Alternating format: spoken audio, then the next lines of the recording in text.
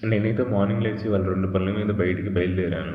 ఒకటేమో డీమార్ట్‌కి, ఇంకోటేమో hair cut చేయించుకుందామని. డీమార్ట్‌లో పని అయిపోయిన తర్వాత హెయిర్ కట్ చేయించుకుందామని బయలుదేరితే ఇక్కడేమో జోరుగా వాన పడుతుంది. ర్యాపిడో బుక్ చేసుకుని ఒక షాప్కి వెళ్తే అదేం ఓపెన్ లేదు మంగళవారం అని. ఇంకా వేరే షాప్ వచ్చా. షాప్లో అన్నైతే మంచిగా మాట్లాడుతాడు. ఇక్కడ మ్యాటర్ ఏంటంటే వీళ్ళు ఎక్కడికి వెళ్ళినా కానీ నాతో ఉర్దూలో కానీ హిందీలో కానీ మాట్లాడతారు. కాకపోతే ఇక్కడ నాకేంటంటే ఉర్దూ కానీ హిందీ కానీ పెద్దగా రాదనమాట.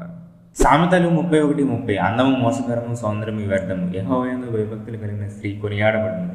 ఈ వ్యర్థము అనే పదం ఇంగ్లీష్లో దీని వ్యానిటీ అని చెప్పారు. కాకపోతే దీనికి హిబ్రూలో పదజాలంలో మరింత లోతైన భావం ఉంది. ఫిలాసఫికల్గా చూసుకుంటే ఇహలోక సంబంధమైన వాటిని విడిచి, తుచ్చమైన క్షణికమైన వాటిని విడిచి మనకి ఉపయోగపడే వాటికి తారసపడుట అనే మీనింగ్ వస్తుంది. దీనిని హిబ్రూ భాషలో హెవెల్ అన్నారు.